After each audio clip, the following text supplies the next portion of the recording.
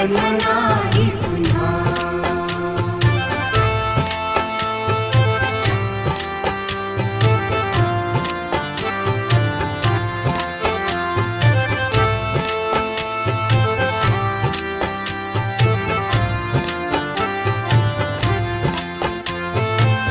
हा जन्म आहे सद्गुरु कृपेचा, हा जन्म आहे सद्गुरु कृपेचा, हा जन्म आहे सद्गुरु कृपेचा। हरि ओम स्वामी समर्थ म्हणा, हा जन्म